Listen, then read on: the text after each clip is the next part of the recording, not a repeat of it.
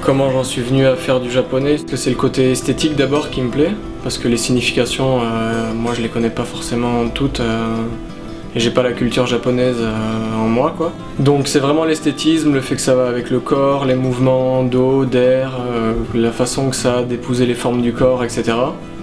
Le fait que je trouve que le tatouage japonais c'est super classe, que ça vieillit super bien. C'est classe parce que c'est des belles lignes, un ombrage qui est hyper dense et hyper efficace et des couleurs qui claquent, donc le contraste de tout ça fait que ça marche et que ça me plaît. Et que ça fait partie d'une des bases du tatou, ça se faisait il y a 50 ans, ça se fait maintenant et ça se fera dans 150 ans, ça fait partie du tatou classique quoi. En japonais c'est beaucoup des grosses pièces.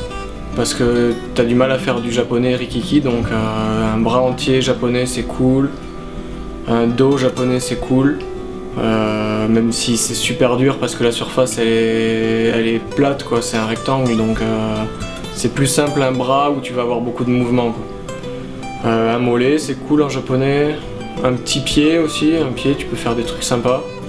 Après c'est généralement souvent des grosses pièces où tu passes un bon moment quoi. Donc c'est ce que j'aime bien aussi dans le japonais, c'est que ça permet de...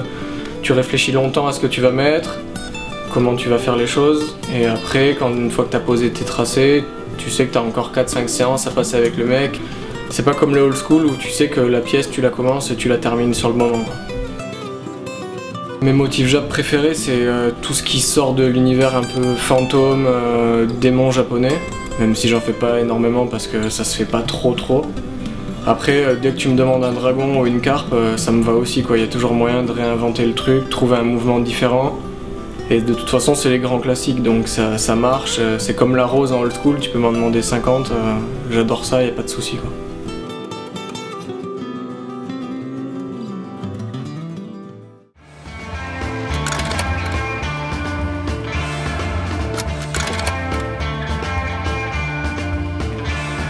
Plus de merde. Ouais. Je sais pas, je suis pas un mec qui dit de la merde trop donc. C'est bien ça ou pas? Non.